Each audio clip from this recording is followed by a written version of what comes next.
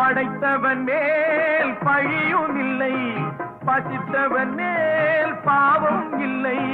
கிடைத்தவர்கள் பிரித்து கொண்டார், உழைத்தவர்கள் தெருவில் நின்றார். பலர் வாட வாட சிலர் வாழ வாழ ஒருபோதும் தெய்வம் பொறுத்ததில்லை.